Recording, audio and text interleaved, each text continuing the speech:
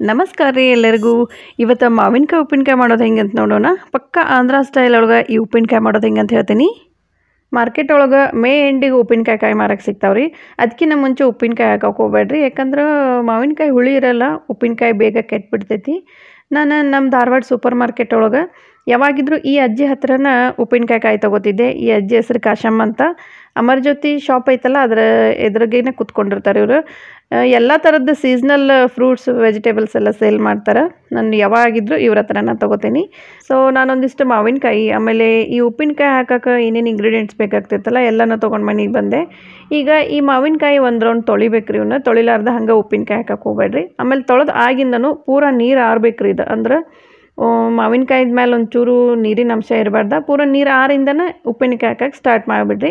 ಆಮೇಲೆ ದಿನಾನ ನೀವು ಉಪ್ಪಿನಕಾಯಿ ಹಾಕ್ಬೇಕು, ಇಲ್ಲ ನೆಕ್ಸ್ಟ್ ಡೇ ಹಾಕಿದ್ರೂ ನಡಿತೈತಿ. ಮಾವಿನಕಾಯಿ ತಂದು ಒಂದು 2-3 ದಿನ ಇಟ್ಟು ಆಮೇಲೆ ನಾವು ಉಪ್ಪಿನಕಾಯಿ ಹಾಕ್ತೀವಿ ಅಂತಂದ್ರೆ ಮಾವಿನಕಾಯಿ ಹಣ್ಣಾಗಕ್ಕೆ ಸ್ಟಾರ್ಟ್ ಆಗಿಬಿಡ್ತಾವೆ. ಆಮೇಲೆ ಉಪ್ಪಿನಕಾಯಿ ಬೇಗ ಕೆಟ್ಬಿಡ್ತೈತೆ, ಜಾಸ್ತಿ ದಿನ ಬರೋದಿಲ್ಲದ. ನಿಮಗೆ ದಿನಾನ ಉಪ್ಪಿನಕಾಯಿ ಹಾಕಕ್ಕೆ ಆಗ್ಲಿಲ್ಲಪ್ಪ ಅಂದ್ರೂ ಅಟ್ಲೀಸ್ಟ್ ಮಾವಿನಕಾಯಿ ಕಟ್ ಮಾಡಿ ಒಂಚೂರು ಉಪ್ಪು ಕೂಡಿಸಿ ಆದರೂ ಇಟ್ಬಿಡ್ರಿ. ನೆಕ್ಸ್ಟ್ ಡೇ ಉಳ್ದಿದ್ದೆಲ್ಲ ನೀವು ಮಸಾಲೆನೇ ಹಾಕ್ಕೋಬೋದಾಗ್ತೈತಿ. ಈಗ ಮಾವಿನಕಾಯಿನ ನಾನು ತೊಳೆದಾಗಿಂದ ಒಂದು ರೌಂಡ್ ನೀಟಾಗಿ ಒರೆಸ್ಕೊಂಬಿಡ್ತೇನೆ ರೀ ಇವನ್ನ. ಆಮೇಲೆ ಈ ಮಾವಿನಕಾಯಿ ಹಾಕೋಕೆ ಏನೈತಲ್ಲ, ನೀವು ಯೂಸ್ ಮಾಡುವಂಥ ಬಟ್ಟೆ ಆಗಲಿ, ಕಟ್ ಮಾಡೋ ಚಾಕು ಆಗಲಿ, ಸ್ಪೂನ್ ಆಗಲಿ ಎಲ್ಲ ಕ್ಲೀನ್ ಇರ್ಬೇಕು. ನೀವು ಮನೆಯೊಳಗೆ ತೊಳೆದಿಟ್ರು ಇನ್ನೊಂದು ರೌಂಡ್ ಅವನ್ನ ಕ್ಲೀನಾಗಿ ತೊಳೆದು ಚಲೋ ತಂಗಿ ಆರಿಸ್ಕೊಂಡು ತೊಗೋಬೇಕಾಗ್ತೈತಿ. ಕೆಲವೊಬ್ರು ಅಂತಾರಲ್ಲ, ನಾವು ಎಷ್ಟು ಚಲೋ ಉಪ್ಪಿನಕಾಯಿ ಹಾಕಿದ್ರೂ ಜಾಸ್ತಿ ದಿನ ತಡೆಯೋದಿಲ್ಲ, 4-5 ತಿಂಗಳಿಗೇ ಉಪ್ಪಿನಕಾಯಿ ಕೆಡಕ್ಕೆ ಸ್ಟಾರ್ಟ್ ಆಗ್ತೈತಿ ಅಂತ. ಉಪ್ಪಿನಕಾಯಿ ಹಾಕೋವಾಗ ಈ ಥರ ಕ್ಲೀನಾಗಿ ಹೈಜೀನಾಗಿ ಉಪ್ಪಿನಕಾಯಿ ಹಾಕಿದ್ರೆ 1 ವರ್ಷ ಅಲ್ಲರಿ 2 ವರ್ಷ ಸ್ಟೋರ್ ಮಾಡಿ ಇಟ್ಕೊಂಡು ತಿನ್ಬೋದು, ಒಟ್ಟ ಕೆಡಲ್ಲ. ಸೊ ಈಗ ಈ ಮಾವಿನಕಾಯ್ದ ತುಂಬೆಲ್ಲ ತೆಗಿಯಾಕತ್ತೇನೆ ರೀ ನಾನು.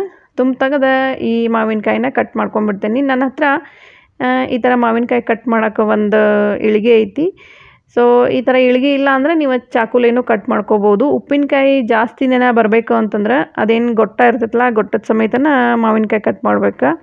ನಮ್ಗೆ ಉಪ್ಪಿನಕಾಯಿ ಯಾವ ಸೈಜ್ ಬೇಕು ನೋಡಿರಿ, ಆ ಸೈಜ್ ಒಳಗೆ ಈ ಮಾವಿನಕಾಯಿನ ಕಟ್ ಮಾಡ್ಕೋಬೇಕು. ಆಮೇಲೆ ಮಾವಿನಕಾಯಿ ಕಟ್ ಮಾಡುವಾಗೂ ಈ ಥರ ಹ್ಯಾಂಡ್ ಗ್ಲೌಸ್ ಇದ್ದರೆ ಹಾಕ್ಕೊಂಡು ಕಟ್ ಮಾಡಿರಿ. ಇಲ್ಲಾಂದ್ರೆ ಮಾವಿನಕಾಯಿದು ಜುರಿ ಇರ್ತೈತಲ್ಲ, ಅದೆಲ್ಲ ಕೈಗೆಲ್ಲ ಅಂಟ್ಕೊಂಡ್ಬಿಡ್ತೈತಿ, ಕೈಯೆಲ್ಲ ಕಪ್ಪಾಗಿಬಿಡ್ತೈತಿ, ಅದು ಒಂದು. ಆಮೇಲೆ ಈ ಥರ ಹ್ಯಾಂಡ್ ಗ್ಲೌಸ್ ಹಾಕ್ಕೊಂಡ್ರೆ ಇನ್ನೂ ಹೈಜೀನಾಗಿ ನಾವು ಉಪ್ಪಿನಕಾಯಿ ಹಾಕೋಕ್ಕೆ ಸಾಧ್ಯ ಆಗ್ತೈತಿ. ಸೊ ನೋಡಿರಿ, ಅಷ್ಟನ್ನು ನಾನು ಮಾವಿನಕಾಯಿನ ಕಟ್ ಮಾಡ್ಕೊಂಡ್ಬಿಡ್ತೀನಿ.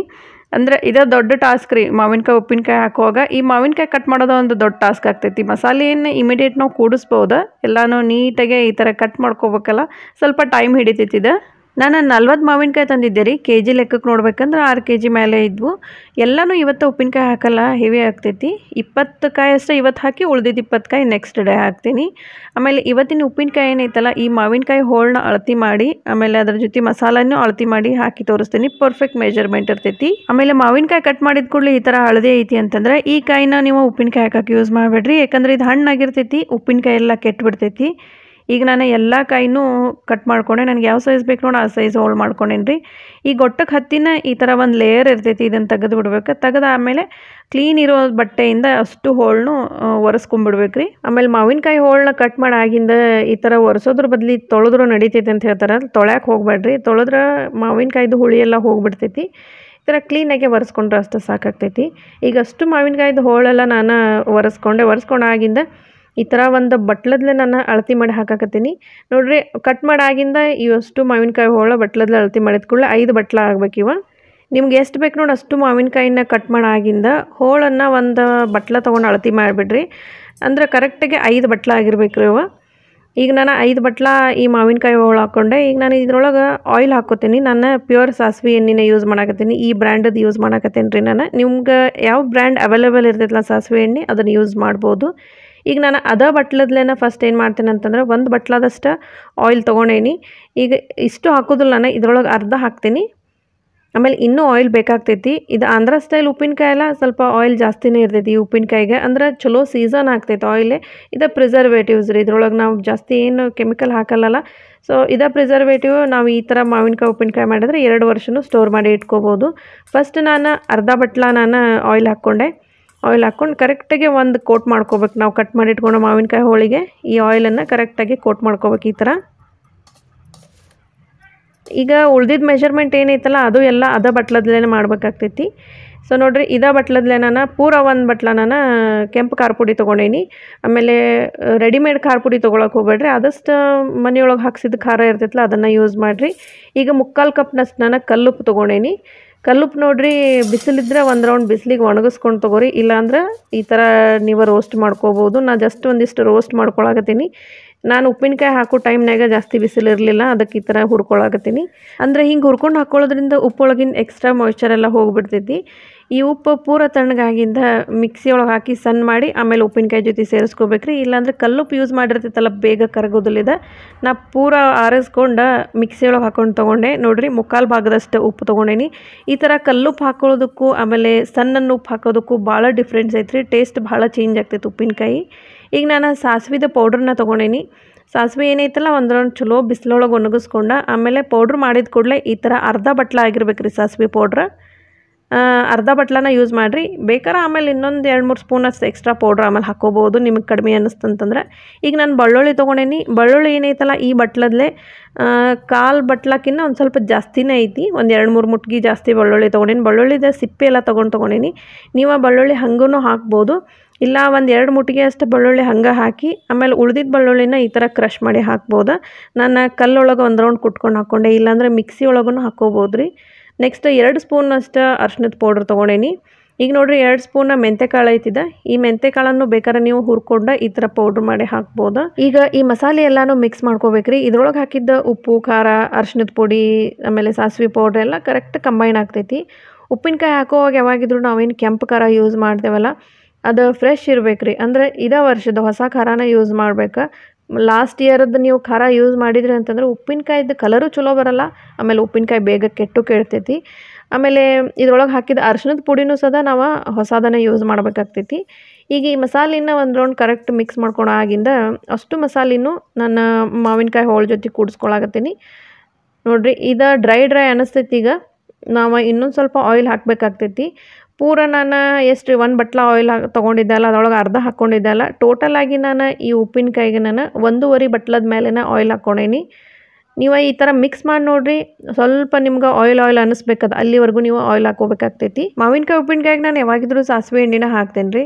ಕೆಲವೊಬ್ಬರು ಶೇಂಗಾ ಎಣ್ಣೆ, ಎಳ್ಳೆಣ್ಣೆ ಅಂತಾರಲ್ಲ, ಸೆಸಿಮಿ ಆಯಿಲ್ ಅದನ್ನು ಹಾಕ್ತಾರಂತಾರೆ. ಬಟ್ ನಾನು ಯಾವನ್ನೂ ಯೂಸ್ ಮಾಡಿಲ್ಲ ರೀ. ಯಾವಾಗ ಉಪ್ಪಿನಕಾಯಿ ಹಾಕಿದ್ರು ನಾನು ಸಾಸಿವೆ ಎಣ್ಣೆನ ಹಾಕೀನಿ. ಚಲೋ ಪ್ರಿಸರ್ವೇಟಿವ್ಸ್ ಆಗ್ತೈತೆ ರೀ ಸಾಸಿವೆ ಎಣ್ಣೆ ಹಾಕೋದ್ರಿಂದ. ಸೊ ನೋಡಿರಿ ನಾನು ಎಕ್ಸ್ಟ್ರಾ ಅರ್ಧ ಬಟ್ಲ ಆಯಿಲ್ ಹಾಕ್ಕೊಂಡೆ. ಇದಕ್ಕೆ ಇನ್ನೂ ಬೇಕಂದ್ರೆ ಇನ್ನೂ ಒಂದು 4-5 ಸ್ಪೂನಷ್ಟು ಎಕ್ಸ್ಟ್ರಾ ಆಯಿಲ್ ಹಾಕ್ಕೋಬೋದು. ಈ ಮಾವಿನಕಾಯಿ ಉಪ್ಪಿನಕಾಯಿಗೆ ಏನೈತಲ್ಲ ಚಲೋ ಬೆಳ್ಳುಳ್ಳಿ ಹಾಕಿದ್ರೆ ಮಸ್ತ್ ಫ್ಲೇವರ್ ಬರ್ತೈತೆ ರೀ. ಬೆಳ್ಳುಳ್ಳಿ ಹಾಕೋದು ಮಾತ್ರ ಸ್ಕಿಪ್ ಮಾಡಬೇಡ್ರಿ, ಆಮೇಲೆ ಕಡಿಮೆ ಬೆಳ್ಳುಳ್ಳಿನ ಹಾಕಕ್ಕೆ ಹೋಗ್ಬೇಡ್ರಿ. ಈ ಉಪ್ಪಿನಕಾಯಿನ ನಾನು ಕರೆಕ್ಟಾಗಿ ಮಿಕ್ಸ್ ಮಾಡ್ಕೊಂಡೆ ರೀ. ಇದ್ರ ಕನ್ಸಿಸ್ಟೆನ್ಸಿ ನೋಡ್ಬೋದು ನೀವು. ಮಿಕ್ಸ್ ಮಾಡಾಗಿಂದ ಈ ಥರ ಒಂದು ಸ್ವಲ್ಪ ಆಯಿಲ್ ಅನ್ನಿಸ್ಬೇಕು ರೀ. ಇದು ನಾನು 1 kg ಅಷ್ಟು ಸಾಸಿವೆ ಆಯಿಲ್ ತೊಗೊಂಡಿದ್ದೆ ಅಲ್ಲ, ನನಗೆ 3/4 ಭಾಗದ ಮೇಲೆ ನಾನು ಆಯಿಲ್ ಯೂಸ್ ಮಾಡೀನಿ. ಒಂದು ಸ್ವಲ್ಪ ಆಯಿಲ್ ಉಳ್ಕೊಂಡೈತ್ರಿ ಒಂದು ಪೂರ ಬಾಟ್ಲ್ ಒಳಗೆ. ಈಗ ಅಷ್ಟು ಉಪ್ಪಿನಕಾಯಿನೂ ನಾನು ಈ ಭರಣಿ ಒಳಗೆ ಟ್ರಾನ್ಸ್ಫರ್ ಮಾಡ್ತೀನಿ. ಚಲೋ ಕ್ಲೀನ್ ಇರುವಂಥ ಭರಣಿ ತೊಗೋಬೇಕ್ರಿ. ಒಂದು ಬಿಟ್ಟು 2 ಸರಿ ವಾಶ್ ಮಾಡ್ಕೊಂಡು ಸ್ವಚ್ಛ ಬಿಸಿಲೊಳಗೆ ಒಣಗಿಸ್ಕೊಂಡು ಭರಣಿ ತೊಗೋಬೇಕು, ಇಲ್ಲಾಂದ್ರೆ ಉಪ್ಪಿನಕಾಯಿ ಬೇಗ ಹಾಳಾಗ್ತೈತಿ. ಸೊ ಈ ಥರ ಎಲ್ಲ ಹೈಜೀನ್ ಮೇಂಟೈನ್ ಮಾಡಿದ್ರೆ ಉಪ್ಪಿನಕಾಯಿ 2-3 ವರ್ಷ ತಡಿತೈತೆ ರೀ.